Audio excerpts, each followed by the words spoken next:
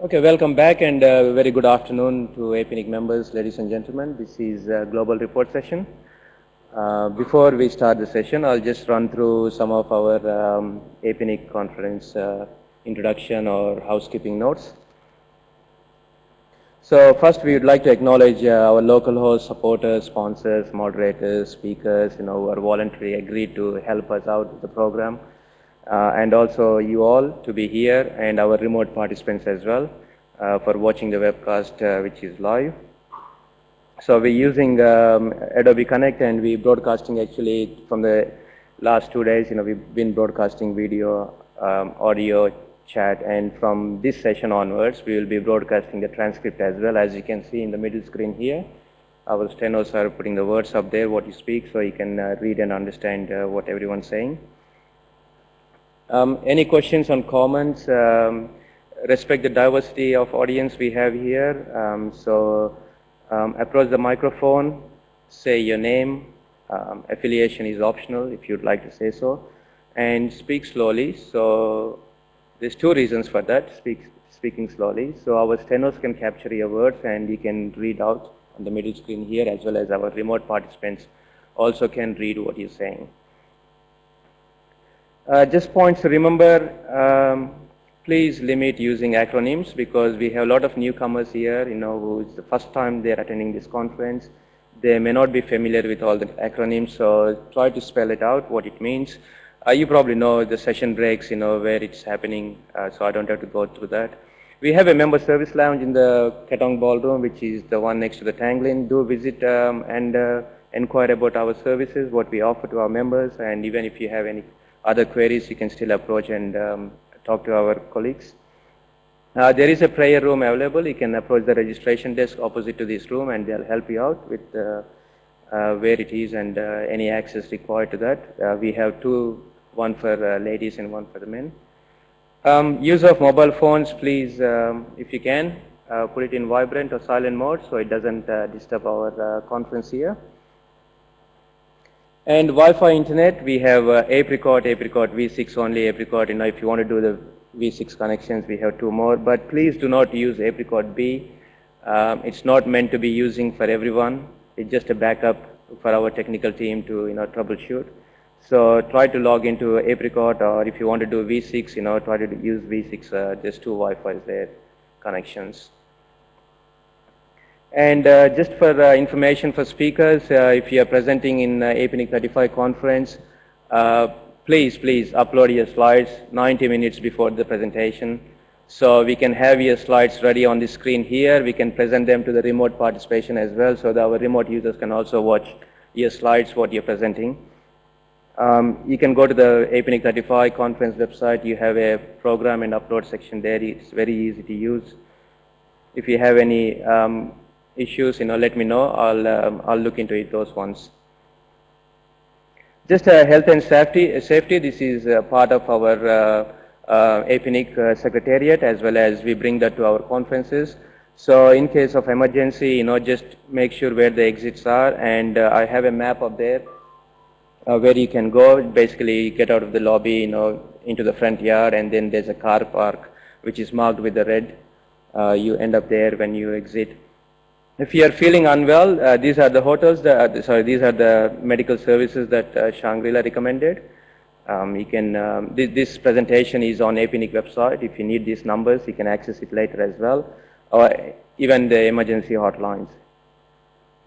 So thank you, and we hope you enjoy the APNIC 35 conference, which starts from now onwards, from this session onwards until Friday. And I pass it on to Sanjaya, who is moderating the global report session. Sanjaya.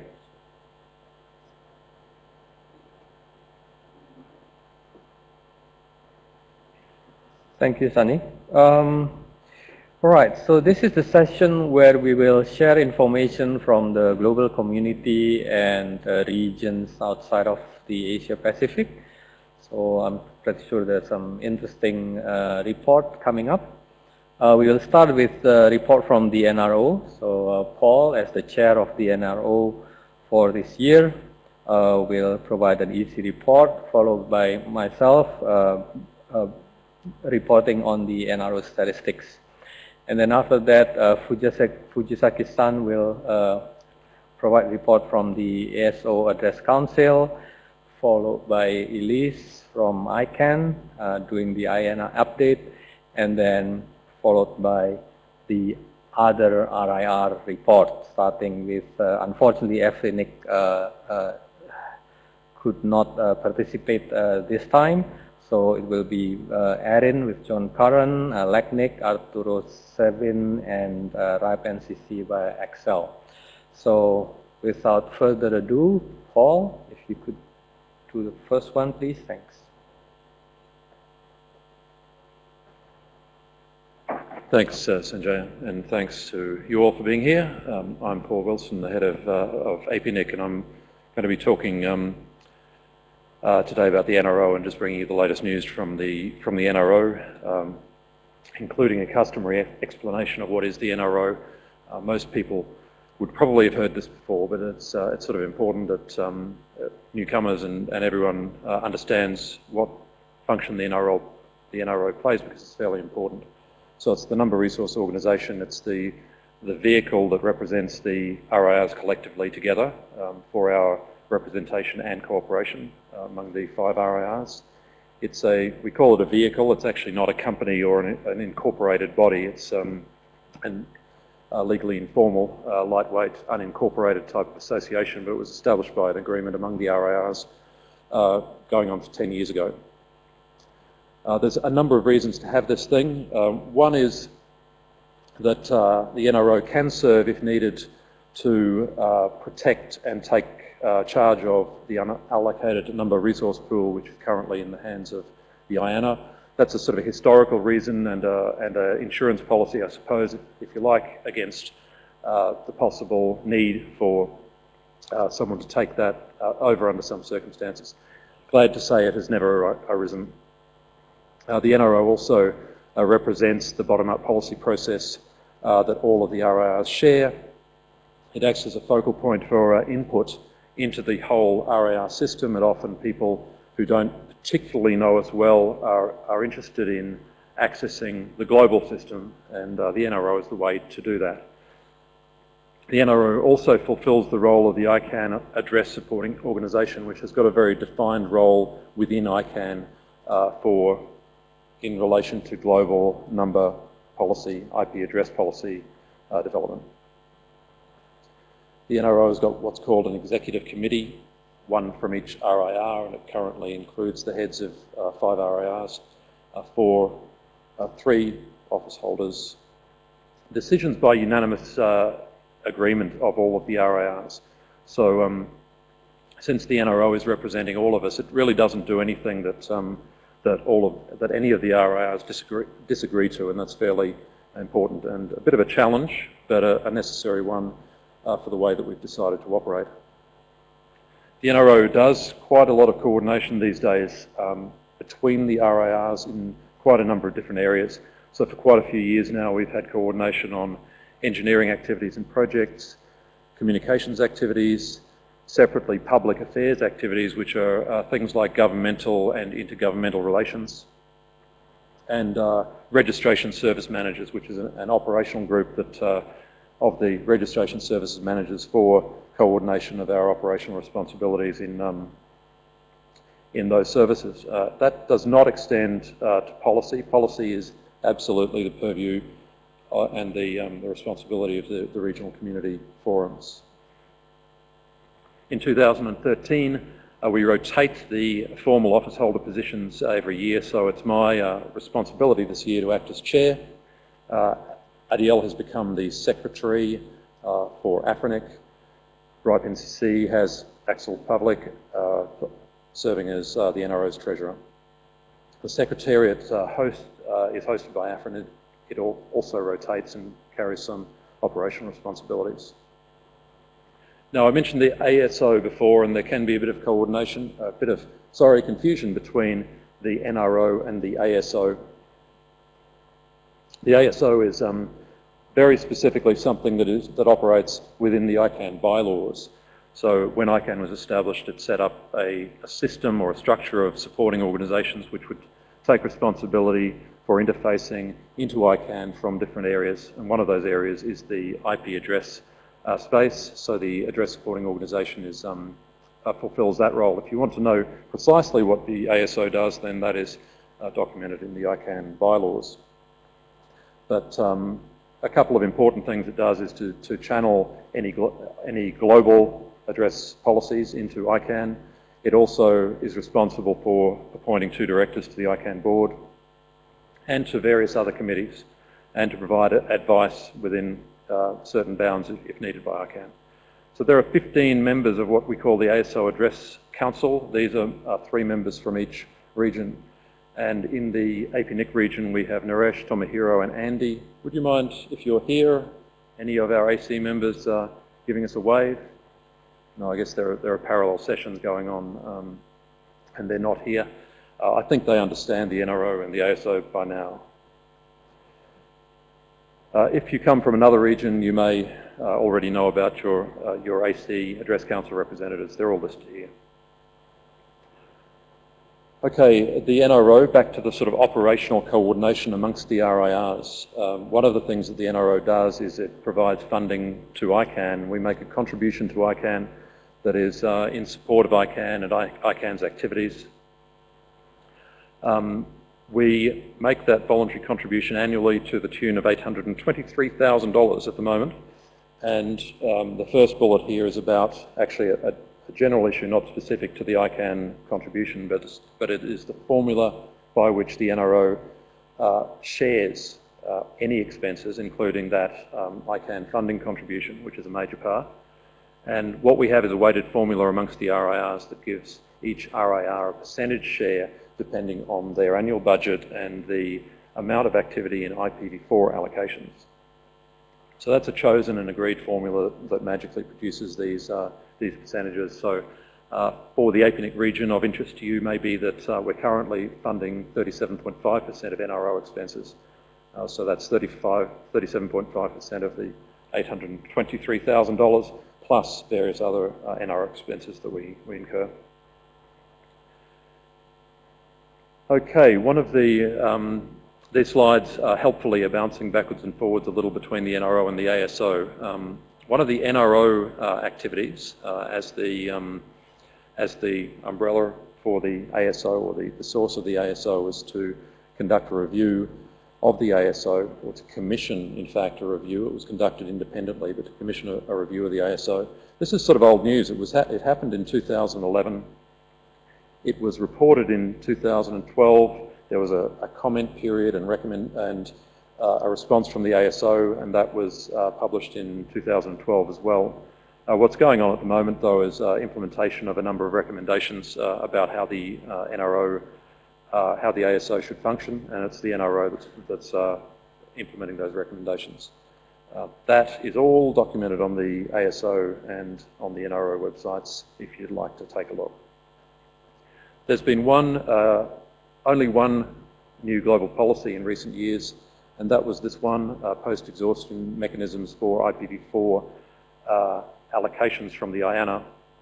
And this, again, has been going for a while, but it was ratified by the ICANN board in the last year, in May 2012, and that allows IANA to reallocate any IPv4 addresses that are returned to it, because with the exhaustion of the existing IPv4 pools, they actually didn't have a sort of a policy or any guidance about how they would reallocate any returned addresses.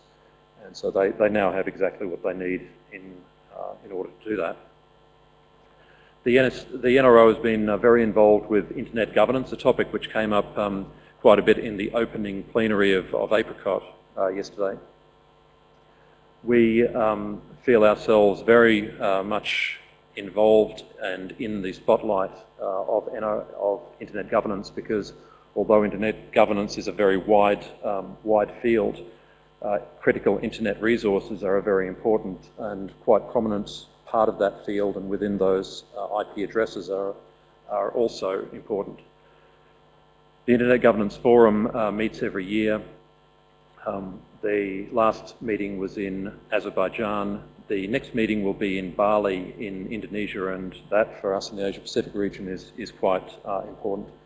The NRO contributes and participates quite actively in workshops, both in proposing and helping to organise workshops, also in appearing on workshops, whether organised by ourselves or others, and almost always in the area of IP address management, multi-stakeholder process, internet governance in our role.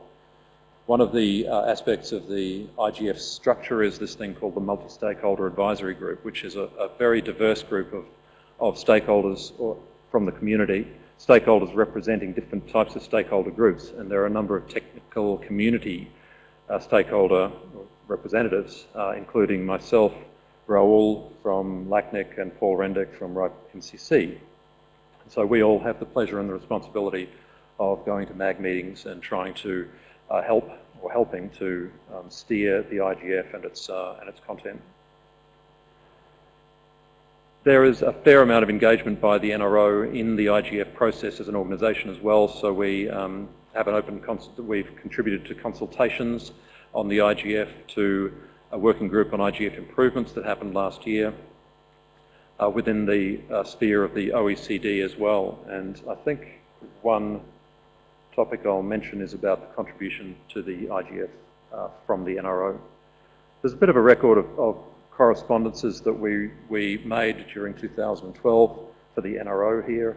I won't go into those. It's a sort of record of what we were doing during the last year, but there is a URL here, nro.net/documents, where you can find this correspondence and anything else that the NRO has done right back through the last 10 years.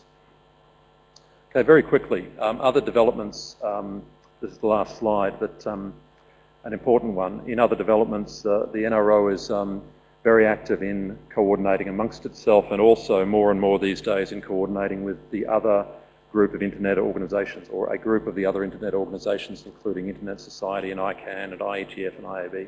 We had a very useful retreat with that group here in Singapore last week. We also had an NRO EC retreat. There were a number of things that came out of those meetings, some of which are yet to be announced. But a few of them here, which I can mention, are the appointment of an executive secretary to the NRO. It's fairly carefully considered, that one, because it's the first staff position that the NRO has had, and that's a full-time position that will help to coordinate all of the coordination that we do. We agreed to increase the IGF contribution from the NRO to $100,000 a year, and that will continue.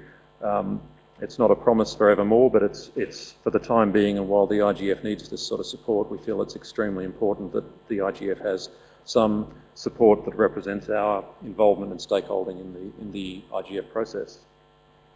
We have two new coordination groups. The registration services group that I mentioned before has been elevated to a formal coordination group, and even many RIR staff won't have heard yet that we have an IPv6 coordination group, which will kick off as well. And that's a more formalised activity to coordinate the ongoing IPv6 activities that we have, mostly in terms of training and explanatory materials and supporting materials and so forth, because we do have a heavy and ongoing demand for this. We also will be ramping up the coordinated project management of the RPKI projects. Those projects are really have come along very successfully, steadily, and solidly in each of the 5 RIRs, and what we need to do is bring them together and lay out some more public milestones, and you'll be hearing about those in due course. So that's it from the NRO.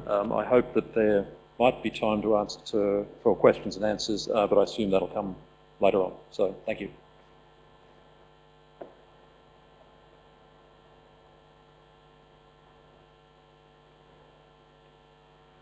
Thank you, Paul. Now I would like to give you an update on some statistics of resource distribution coming from all 5 RIRs. So this is the data as of 31st of December 2012. As you can see, we have the combined all RIRs have been delegated 133/8, and the distribution between the 5 RIRs can be seen at the bottom of that slide. Um, RIPE NCC last year hit their last /8 condition. I'm pretty sure we'll hear some more from Axel later on. So this is the current IPv4 stock status in all the 5 different regions. So RIPE and APNIC has now less than 1/80.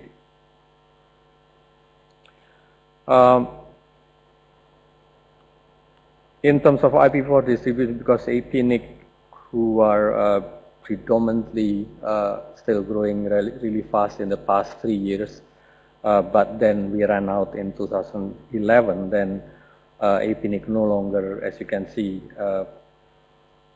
no longer distributing large amount of IPv4 in 2012, and RIPE, since they have hit their last /8, then next year you could probably see the same level of activities as APNIC this year. And this is how much we have distributed to our members out of the stock that we have.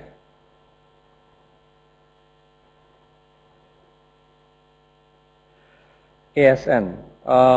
RIPE has been pretty active in distributing ASN number, followed by ARIN as usual. It's also interesting that LACNIC has a very, you can see the uptrend in LACNIC. So last year they have distributed at almost the same level as APNIC has.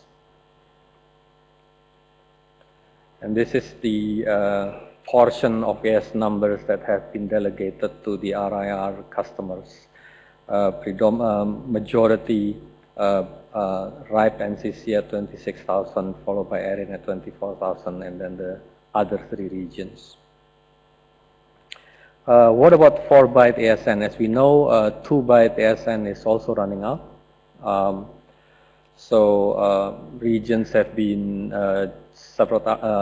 the RIRs have been promoting the use of 4-byte AS, and following the overall trend, RIPE has been distributing a lot of 4-byte ASN, followed by APNIC actually, and LACNIC. And this is the 4-byte ASN distribution by all the 5 RIRs. So RIPE has been really good at deploying their 4-byte ASN.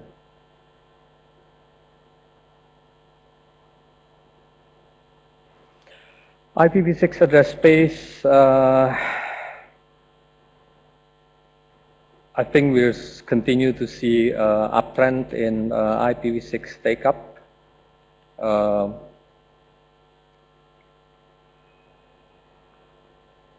It's interesting again that LACNIC has actually last year distributing more number of allocations of IPv6 to their members, more than APNIC.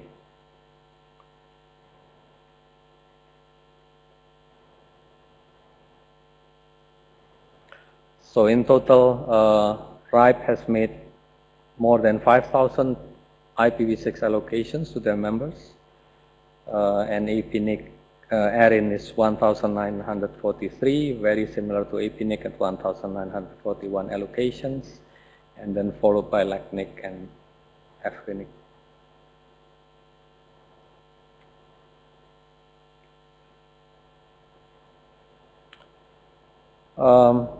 IPv6 assignments is when an RIR make an assignment not to a provider but to end corporation, end users. So this is the showing also a bit of an uptrend, but 2012 is seeing a bit less of that compared to 2011.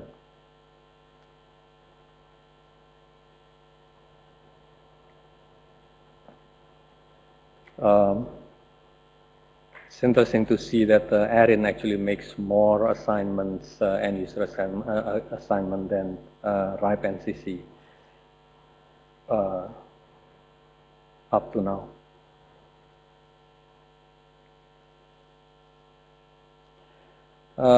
This chart shows the percentage of members that have both V4 and V6 in each RIR. RIPE is doing well with 56% of their members have both V4 and V6, followed by LACNIC at 52.33%, and then followed by APNIC at 47.44%, and then ARIN and AFRINIC at 36 and 34.8%.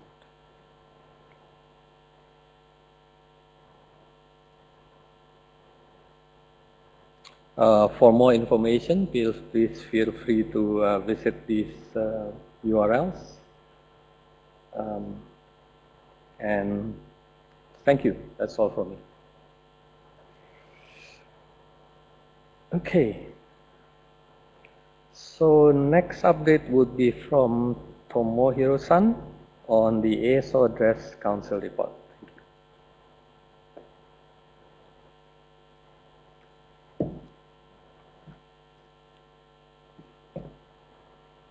Okay, thank you, Sanjaya. My name is Tomohiro Fujisaki, and one ASOS member from APNIC region. Here I speak ASO Address Council report. Okay.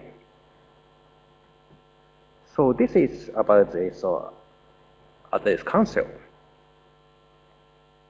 So we are the NRO number council and sorry. Number council and number resource advisory body for ICANN.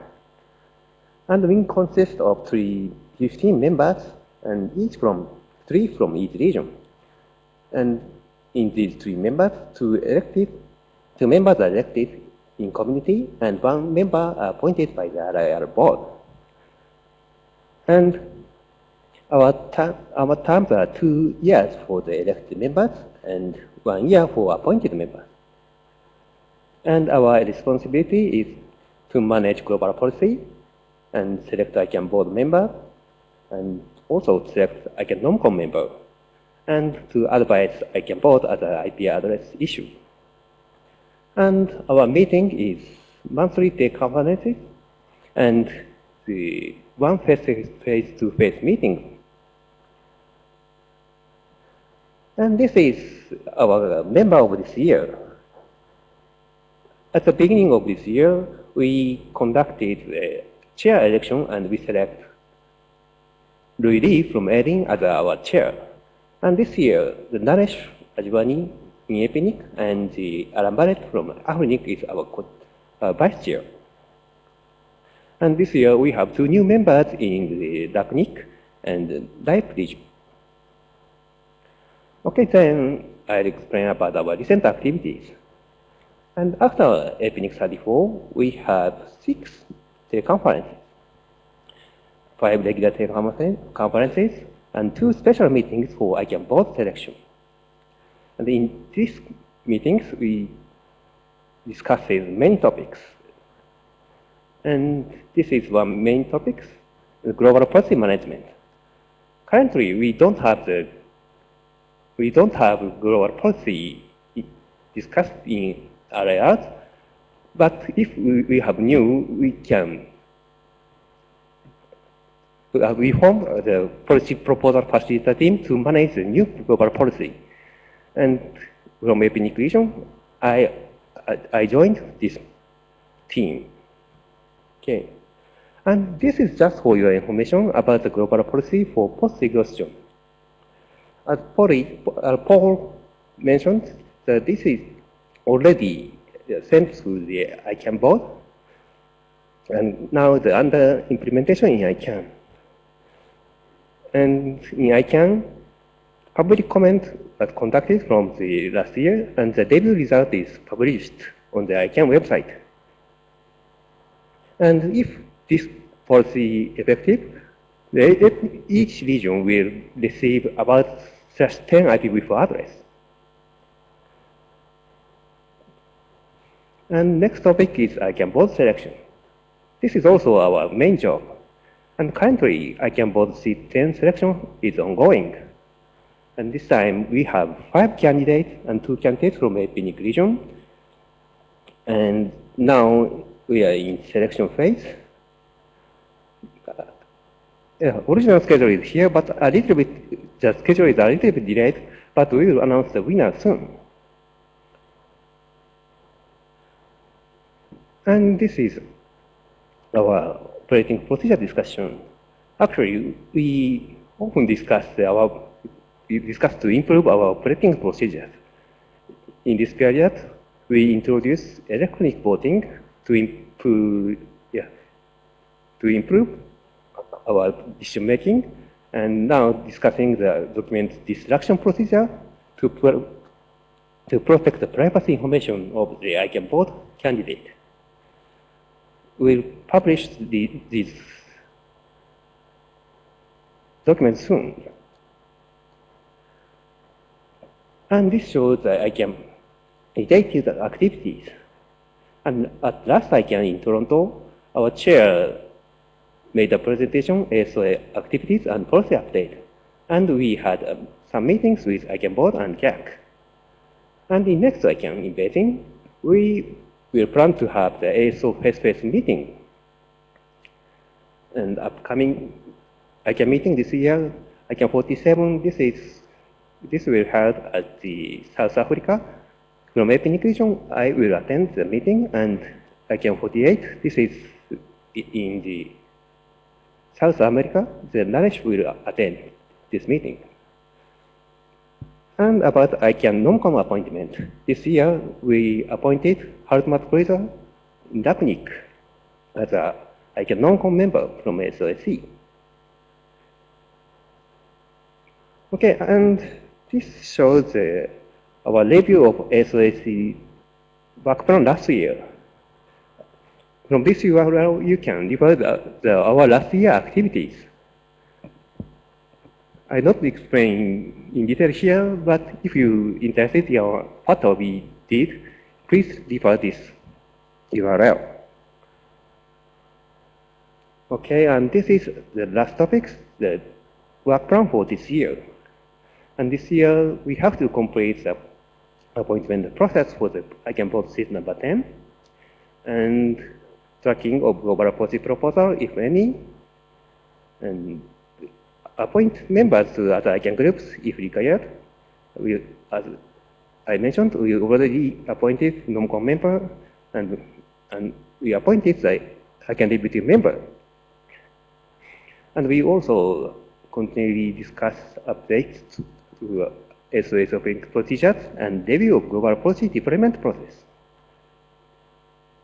Okay, and other activities, including the meeting minutes and many documents are referred from this URL. If you have interest, please visit our website. Thank you very much.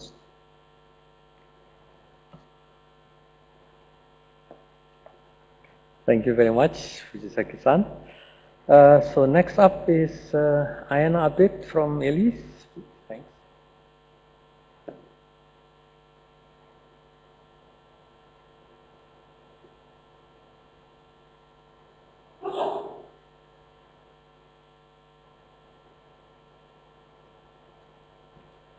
Hi, everybody. I'm Elise Gerich from ICANN, and I'm the VP of IANA. Did you all watch the Academy Awards last night? I'm just really glad I didn't trip and fall on the steps like the winner. That was kind of funny. Anyway, I just do that, right? So what I wanted to do is remind you all that there was a RFP out by the United States government for a new IANA operator, and we are the new IANA operator. We're also the old IANA operator. So we won the bid for the IANA contract in June 2012. That contract began October 2012. It is a 3-year contract with 2 possible 2-year extensions. So ICANN will continue to be the IANA operator and serve you for IP addresses. One of the things that we are doing is reaching out to the community at large. You can't read this, I'm sure, but that's all right. I'll have detailed slides later. That there'll be several public consultations. One of the public consultations that we completed in December with the posting of the summary of the feedback was a consultation about how to implement the post-IPv4 exhaustion global policy that all of the RIRs agreed upon and sent to the ASO as a global policy. So the report and the summary of the consultation and the feedback was posted in December. And basically, what we heard from everybody is for the implementation, you'd like a separate registry to be created, but you wanted to be able to query from a single interface that registry or the other IPv4 registry, which is not the recovered IPv4 address pool. And we asked how people wanted us to allocate the IPv4 addresses once the trigger is reached. And the idea was most people really didn't seem to care much, but in fairness, it seemed like we should have some software so there wasn't any human deciding who got which block of what addresses. And so there'll be some software that we'll develop that'll just go out once the trigger is reached to divvy up the addresses as per the global policy. One of the other consultations that is current right now, and you have till February 28th, that's 2 more days, I think, to respond to it, is about performance standards that you'd like to see that are related to the IANA functions, assignments and allocations of internet number resources. And so that's up on the ICANN website. And if you have any feelings or preferences or responses, we certainly welcome all comments. I think there's only like 3 so far, and it's been up there for quite a while. Elise, just a quick comment on this one. And the NRO is preparing. I'm sorry. The NRO is preparing an input to this consultation, so hopefully we'll submit before 28th. Yes. Yes. So I hope everyone heard Sanjaya. He said that the NRO is preparing a submission for all of the RIRs, but that doesn't mean that you as individuals are prohibited from making a comment. We welcome, everyone who uses the IP addresses to make a comment if there's something you want to say. So then the other consultation that I think that might be of interest is that we have one that also closes February 28th called the Customer Service Complaint Resolution Process. This process that we have posted right now is based on conversations we had with the community, your community included, in 2006, and is called the IANA escalation process. So the name's only changed because part of the contract said that we should have a customer service complaint process, so we changed the name to be consistent with the contract. But that's posted also on the ICANN website and the IANA website, and we do welcome any comments that you might want to have to the existing process to improve it or to modify it in some way. One of the other things that we're quite involved with as the IANA is the key signing ceremonies for DNSSEC. And I don't know if many of you were here earlier for Jeff's presentation, but I'm one of the 3 dinosaurs in the room that doesn't use online banking. So unless you use DNSSEC all the way and have a full chain of command and trust, you too might be at risk. So use DNSSEC and put it out there on your resolvers, etc. But you'll recognize some of these faces, I think. I see Dima there, and he's also in the photo. We have trusted community representatives that attend each key signing ceremony. And this is to make sure that the community understands the significance of DNSSEC, as well as the fact that it's an open and transparent process of setting the keys. And so for every key signing ceremony, we have people who are not ICANN staff, people from the community, from the RIR community, as well as the TLD community that come and participate in these key signing ceremonies. One of the other big activities during the year is EFQM, which is the European Standard for Quality Management. And this is to help us improve our processes and procedures within the IANA department and just to improve overall. We started in 2010. That arrow that's going up in the air shows that our scores on the formal testing of your quality has improved year over year. And we had a really big jump in 2011 to 2012 where we improved our score by 48%. And we had a smaller but not insignificant jump from 2012 to 2013, which was about 11%. So this is a very structured program and with a very formal way of scoring. And it has helped us to focus on areas where we can see that we can make big gains on improvement. So we are very happy to be participating in this. And at the last ICANN meeting, we had a small session with several other groups within the ICANN community that are also following EFQM. One of them's AFRINIC, not AFRINIC, but AFRINIC from France, and NOMINET, and they also are using the EFQM standard. I think APNIC just started ISO qualifications, which is another kind of quality management program. Finally, my kind of last slide almost, we have two new staff. We have Dalini Kimlani and Paula Wang. And Dalini is going to be working particularly in the DNSSEC area of the IANA functions. And Paula is one of the folks who's going to primarily help with domain name requests. So those are two new people, new faces. And finally, do you have any questions? No? Well, actually, I'd like to ask a question to this group because the IANA function doesn't really give out many numbers anymore. You know, you took all our V4. You know, you gave a few back, but basically you took them all. And so we don't have that to talk about. IPv6, you haven't been asking for very many of those recently, and so I don't have that to talk about. And there are a few ASN numbers every now and then, but it doesn't seem like anyone cares to hear about the ASN numbers. So is the type of information I shared today the type of information you're interested in? Would you prefer not to hear anything unless it's really dramatic? I really don't want to just talk so that you see a talking head up here. So if you have any suggestions on the type of information that you'd like to see in an IANA functions presentation, you can find me in the hall. You could raise your hand now. But we're really open to trying to make sure that these presentations are meaningful to you. No takers? Okay, but let me know later. Thanks very much.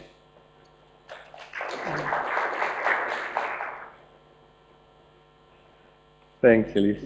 I'm pretty sure the community here would really appreciate any update IANA can give us, even though we you run out of IPv4. But hey, very soon we might get the return IPv4 distribution starting. So.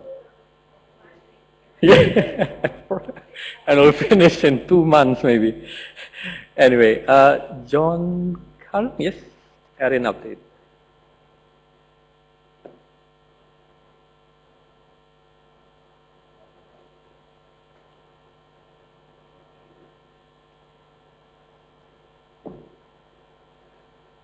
Good afternoon. Thank you for having me.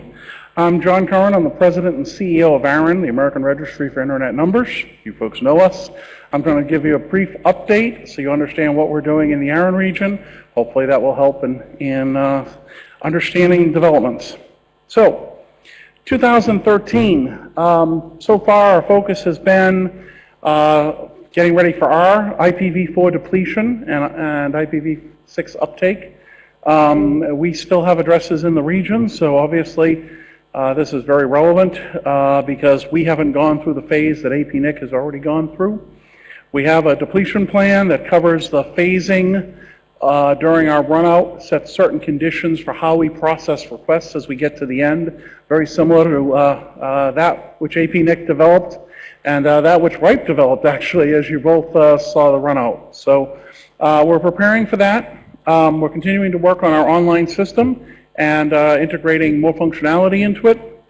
We're phasing out legacy systems. ARIN's been around a while, since 1997. We have systems, well, hopefully not that old, but we do have some old systems, and we're phasing out some of the older ones and enhancing ARIN Online.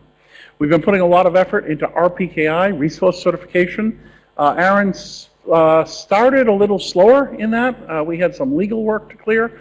We wanted to make sure we understood exactly what we were saying with these resource certification, but now we are past that and we've made great progress. I'll talk a little bit about that.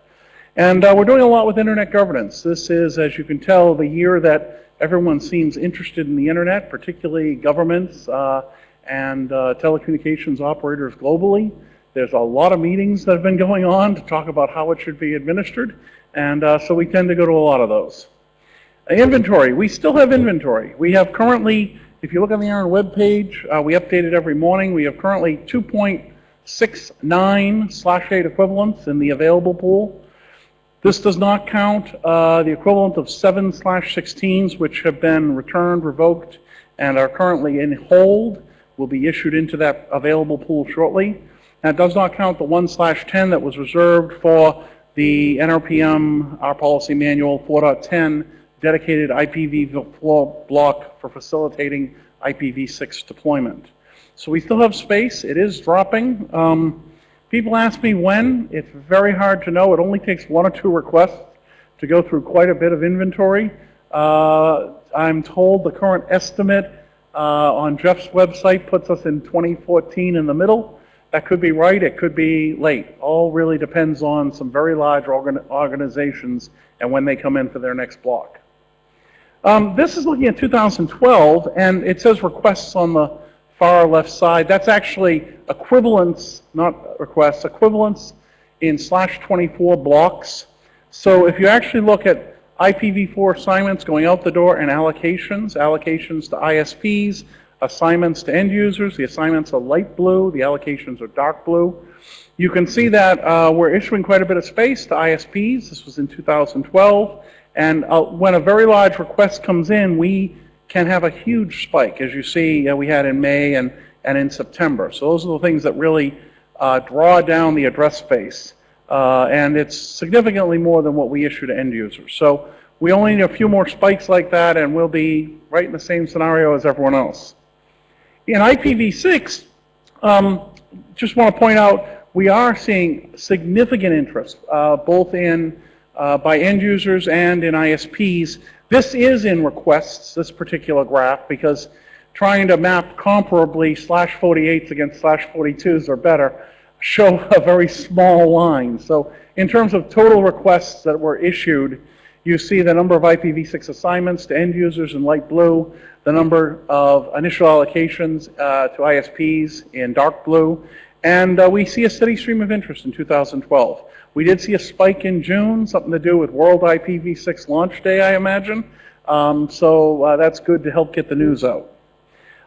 Members, we have about 4,200 members, and of them, about 58% only have IPv4 right now. About 36% have both IPv4 and IPv6 allocations. That's good. And we do have a small number that are IPv6 only. I scratched my head at that. I wish them good luck with their business model. I hope it works, whatever it might be. But hopefully we'll get this so everyone has v4 and v6 as more of the IPv4 community come in and pick up their blocks. Policies. We'll talk about recently implemented first. We've recently implemented 2 major changes to policy. ARIN 2012-5. We removed the renumbering requirement for small multi-homers for IPv4.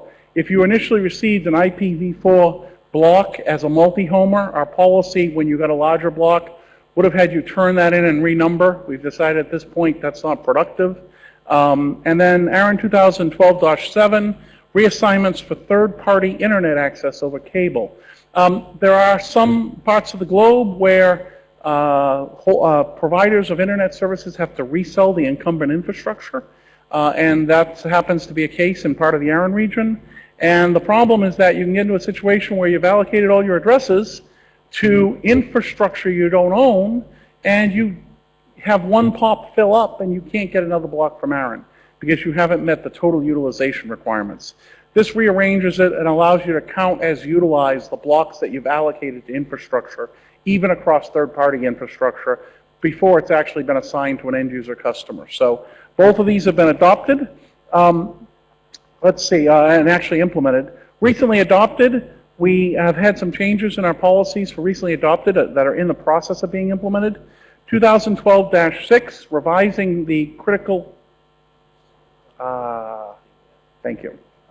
Yes, I will slow down. I am from Boston. I speak very quick, but I can slow. So, we've revised section 4.4, which is our critical infrastructure pool, so that it's clear that that is for key infrastructure such as exchange points and for root server operators and for, but not for GTLDs.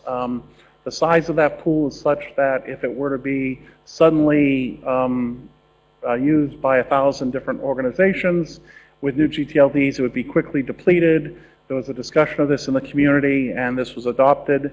We aligned our transfer policy 8.2 and 8.3. 8.2 is our merger and acquisition transfer policy, and 8.3 is our specified transfer between two organizations.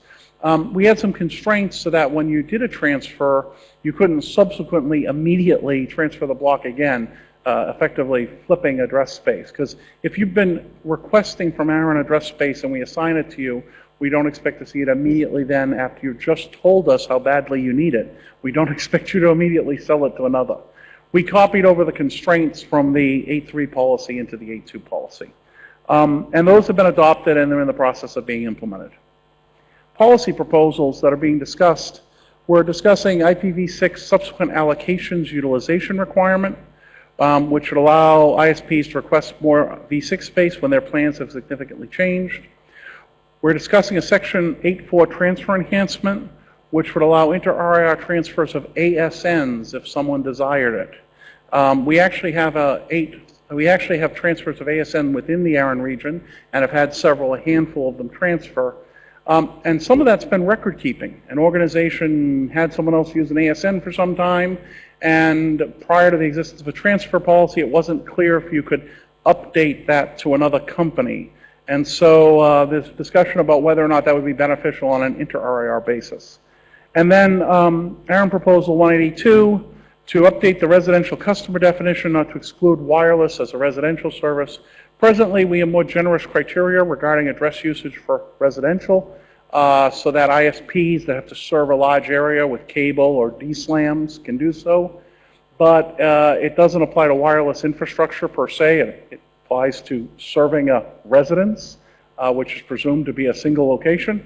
There's discussion of whether or not that should apply to serving residential customers, even if they might be mobile. For example, your cell phone would make you a residential customer. These are all in discussion and haven't been decided either way. You can go get the text of the policy proposals at the ARIN website. Inter-RIR transfers. We do have successful interworking with the APNIC region for transfer of IP addresses, and some of the blocks that have been available in ARIN that organizations have renumbered out of or have successfully been able to not have to use by whatever process, they've been able to transfer to parties in the APNIC region. So these are the blocks that have been transferred. They're on our website, and mostly 24s. We have a couple of 18s that have been transferred recently. So that's getting underutilized address space back into use by parties that need it in this region. In theory, it can go the other direction, but we're seeing it predominantly move this way right now. Public-facing development efforts, I just want to say we're doing a lot of enhancements, including we've rolled out hosted RPKI, and we're seeing progress there. Nowhere near the progress in APNIC or RIPE has seen, but we'll catch up. We're doing web-based delegated RPKI. We're looking forward to doing the up-down protocol in the near future.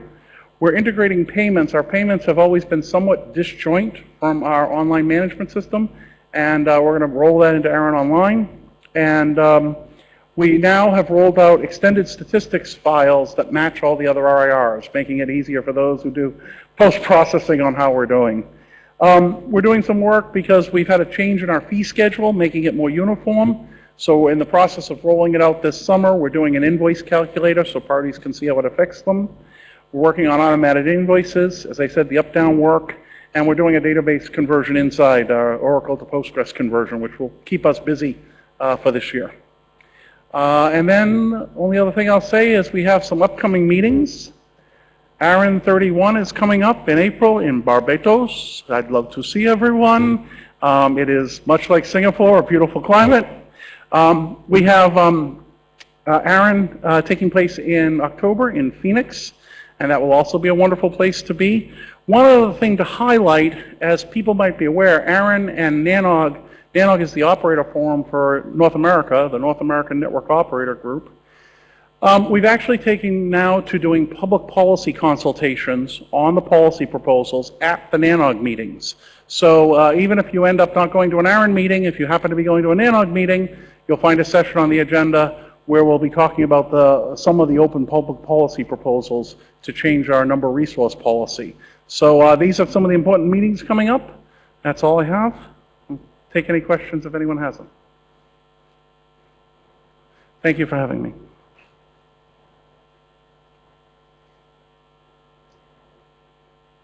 Thank you, John. Yes, I'm sure the APNIC community thanks the ARIN community for the successful IPv4 address transfers that's been happening. 6 has been executed so far, and I'm pretty sure some more coming up. So I think it's a very good example of how the RIRs can work together to support the internet development globally. So next up is a LACNIC report by Arturo.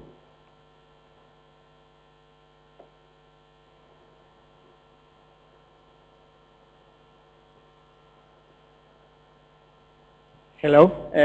Following the recommendations, my name is Arturo Servin. I'm from LACNIC. I switch off my telephone, my mobile, and I will speak slowly. So this is the update. I try to be concise and quick, so it will be kind of fast. So there are some highlights. We have a new logo. We used to have a yellow and blue logo. Now we have a very colorful one. And also it has some, I would like to explain the logo. Well, the shape is like Latin American, the Caribbean. You can see you can see Brazil, Mexico, the South of America. The colors, they are based in the fabrics from Peru. So we use those colors as the base of our logo. And also the circles are like the big heads of the Olmec culture. I don't know if you have seen them. There are big heads, rounded. So the logo is representing in some way Latin America. So the oldest one, well, there were just a circle there with yellow and blue that probably somebody chose. And right now, the colors, the shapes, and everything, they have some meaning. So we presented this logo, I think, in September last year. So I'm not sure if you have seen it before or it was presented here in APNIC. But well, that's the story of the logo and how we build it. Also, we are 10 years old. We have we had our 10th anniversary in Montevideo in October. We have a good celebration. We invited a lot of people, recognized in the internet community. Some of the founders of the internet were there talking about the internet and the challenges that we have and we are facing now to keep the internet running as an open place for innovation and growth. Also, we have new offices. Now, we have a second building. It's just next to the other one, but we have a new place. Also, we are calling this the Internet Hub of Latin America and the Caribbean, because it's not only LACNIC's offices. Also, we have there Clara, that is the offices of the Research Academic Network of Latin America. There are also ISOC staff is working there. LACTLD, also they have their offices. There is like the APTLD, but in Latin America is the Association of CCTLDs. Also we have LACIX, that is the Association of Internet Exchange Points. ASIET, that is an association of telecom operators, and we have EconBlack, that is an association of IT and ICT in Latin American region. So that right now it's a very rich environment when we have the opportunity, all the different actors in Latin America, to talk about our challenges and how we are working together in build the new internet in Latin America. So it's a very nice place and a very good environment for collaboration. Right now we are growing almost 3,000 members. We are around 2,800, I think. So we are almost 300 members, and we are growing. Mostly in Brazil is one of the economies that are growing a lot in Latin America. Also, we have almost 1,500 IPv6 allocations. It's a bit more than the number that Sanjaya showed because well, that was the stats for December. This number I got it a few days ago. We are almost in 1,500. And well, from those 1,500 allocations, around 28% are already in the routing table. There is still a lot of work that we have to do. Less than that 27% of the ISPs and organizations, they are really providing IPv6. So there is a big challenge that we have in Latin America.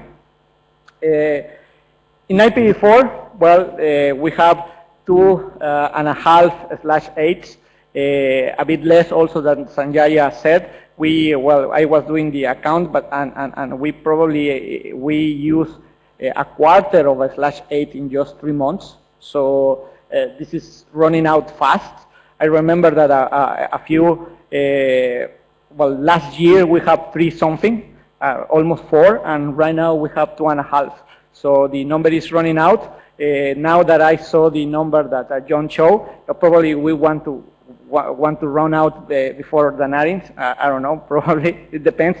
We don't have so large ISPs that the ARIN region, but we don't know. Hopefully it will last till the moment that we deploy more IPv6 in the region. In RPKI, we have almost 100 certificates, I think. That's around, in ROAS, it's around 40,000/24. That is a bit more than a half /8.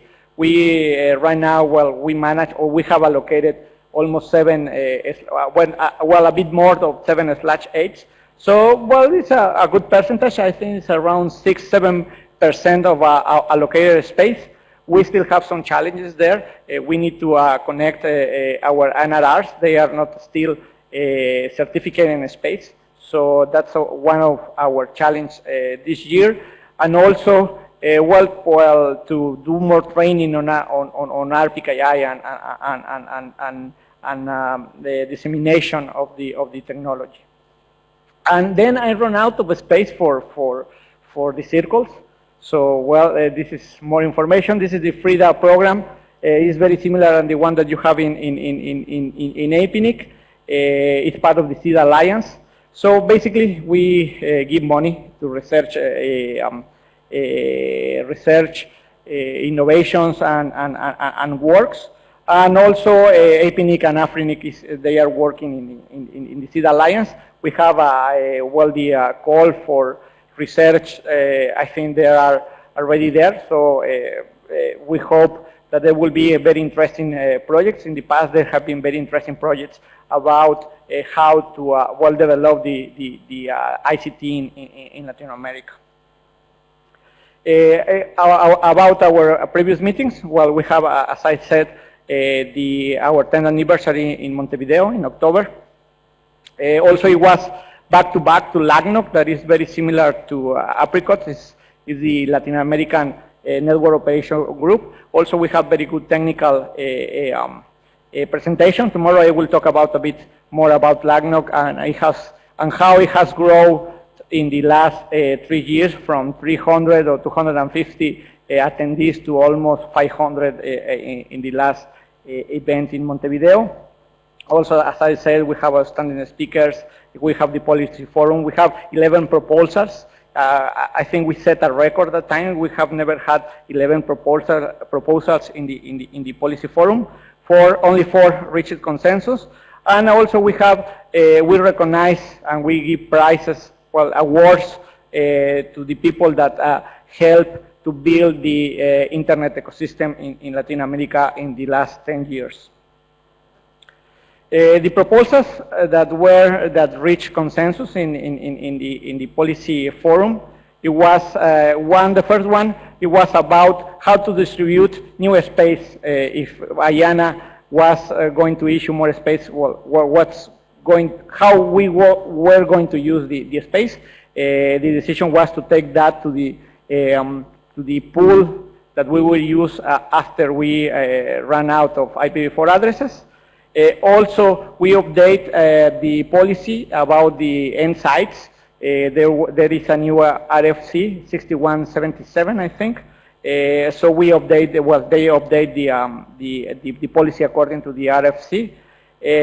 Also, we had we have a new policy about IPv6 address allocation for blocks larger than /32.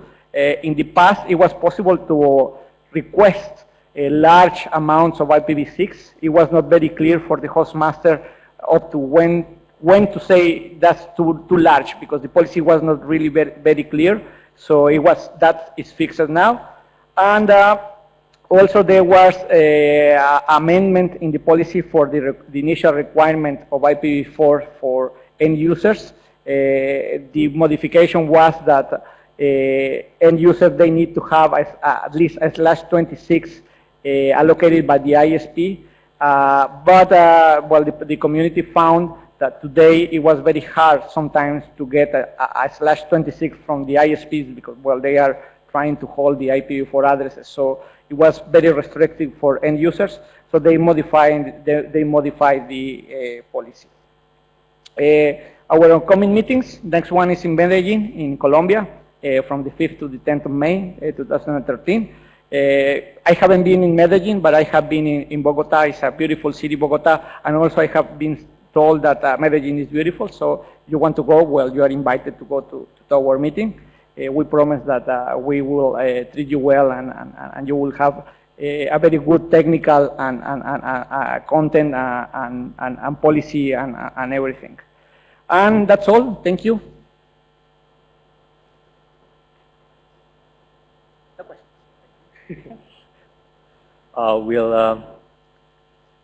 Let's finish with Axel, and then we could have a quick question and answer sessions. Axel? Thank you. Good afternoon. Somebody said it was warm in Singapore. It's cold. It's colder than Amsterdam. Right now, in here at least. Snow? Ice? All right. A short update from the RIPE NCC. A couple of numbers. At the end of last year, we had 8,760 members, which is great.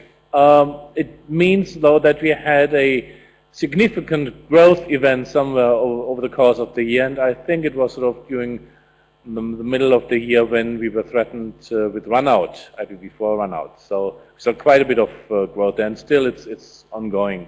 In that sense, it's sort of similar to what you have seen here in the APNIC region. The financial result for last year, we budgeted for a red zero.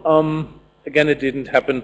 More members came in to roughly 2.2 million. We're still closing the books right now, but it looked fairly good on the financial side. The fees, something magical happened. We had this complicated fee algorithm, and we tried for 2 years to rework it in a way that everybody was happy, and of course that is difficult with small members and big members and everything in between. So somewhat to our surprise, but great joy, at the last general meeting, the members decided to cut it out and make it simple, one fee for every member size. It's great, it's easy. Our accounting software loves it, so we go on from there. We have planned for this year against last year, a budget increase of about, I think, 4%. If you look at the actuals of last year, it might even be 7%, which is sounding a bit alarming. I'm happy to say that the cost per member went down, and that's something that we really are looking at. That needs to happen all the time. But as you'll see later on, there's quite a lot of things that our people have been working on. So yeah, lots of work to be done. Oh, seeing that we are amassing quite a substantial reserve, which is good for operational purposes. Also, our fees have changed, so we thought we would have to proactively go back to the tax authorities, because we have this very nice tax here that we don't have to pay taxes on our reserves.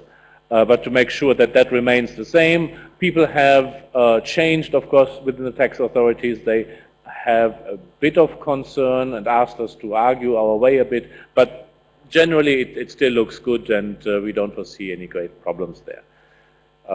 Good. Addresses. Yes, no more V4 addresses as of the 14th of September. I'm happy to say the run-out was rather organized, was well organized, and no last-ditch efforts were done to do anything really weird from member side or from our side. So it ran really well. And no uproar in the media or among the members about we should have told them earlier and stuff like that. Until now. People are waking up. What? No more V4 addresses? Are you people crazy? You could have told us earlier. We urgently need them. And where is your inter-area transfer policy? Get one already. Well, yes, it's in the works. It's in the policy development process, which takes its time. No, we need it now. Yes, speak up. No, we have so many people, we can't send them all. What? I don't understand. In any case, so we are getting some of those comments. Also, we get interesting comments about the perception that we might have misled people into IPv6. You told us for so many years we should do IPv6. We have invested millions in IPv6 infrastructure, and now you do this transfer stuff, this market-based.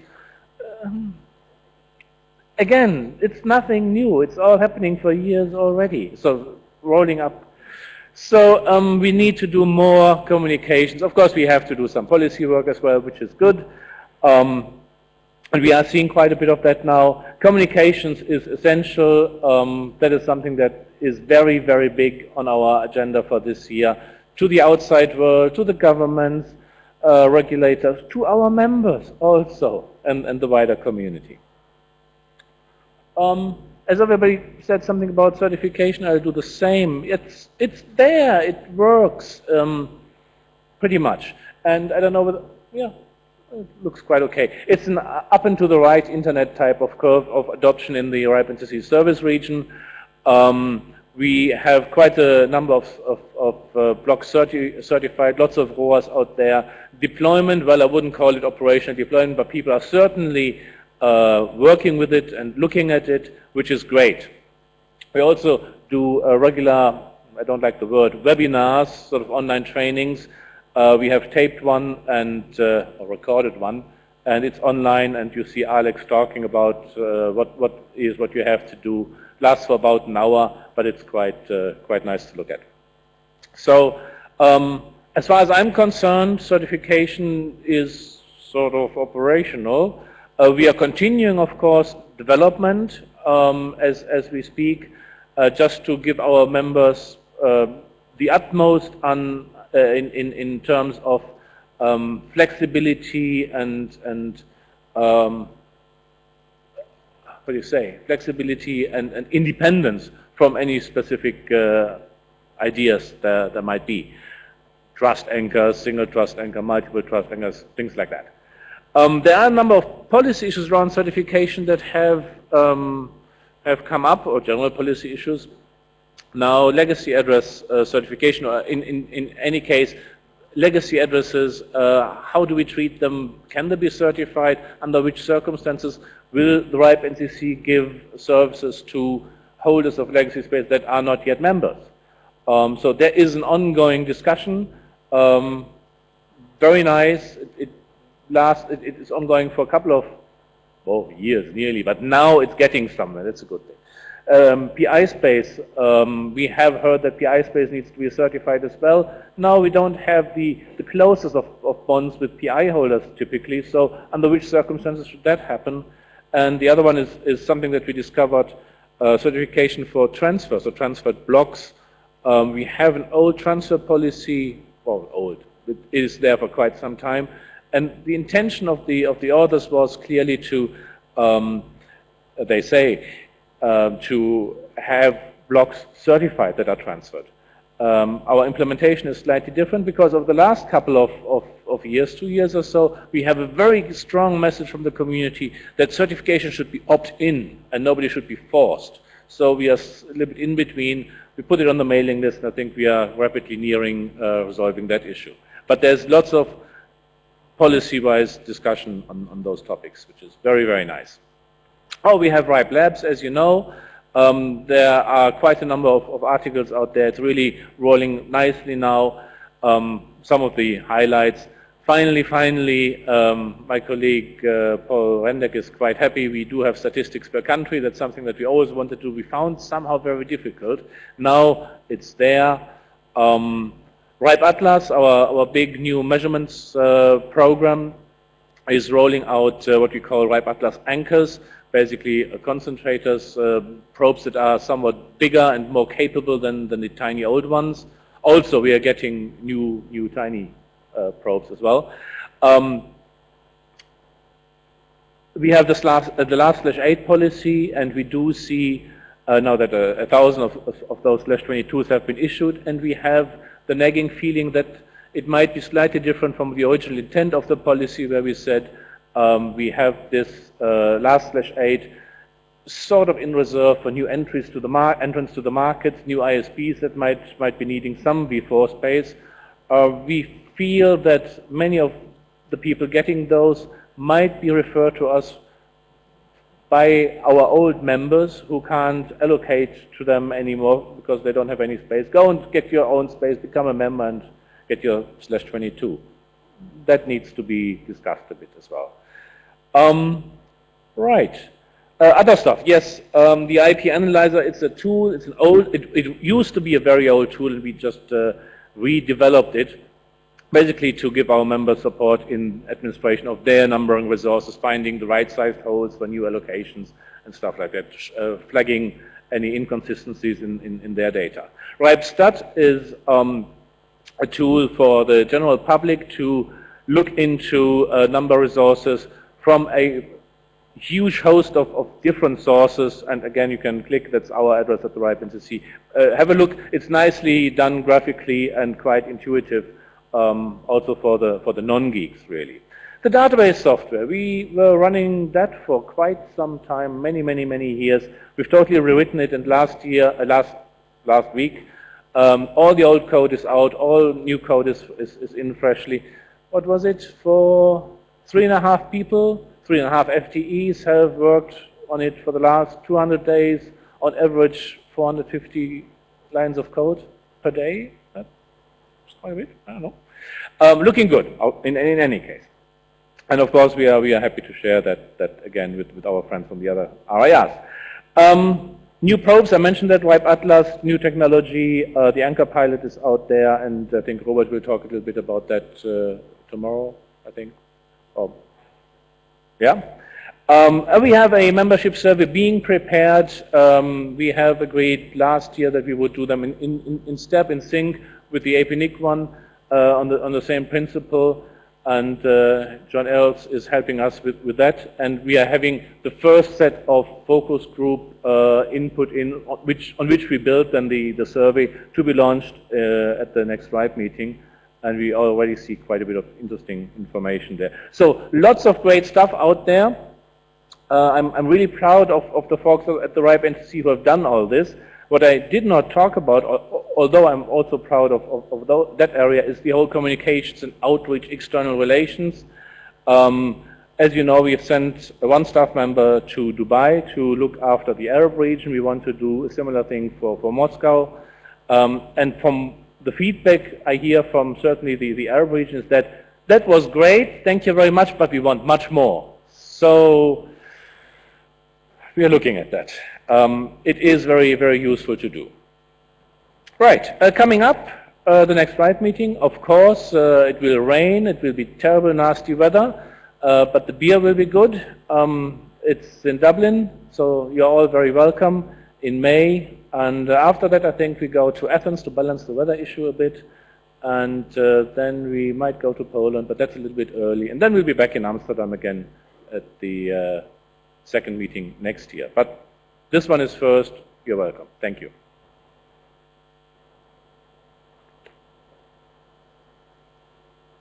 Thank you, Axel. We are, of course, watching with interest the membership survey that's happening in RIPE, because APNIC and RIPE actually works closely together in looking at each other's way of doing surveys and so on.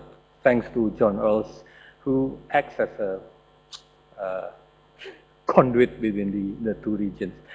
So, all right, we've got 3 minutes left to the end of this session. Does anyone have any burning questions to the other RIRs or to NRO, ASO, or IANA?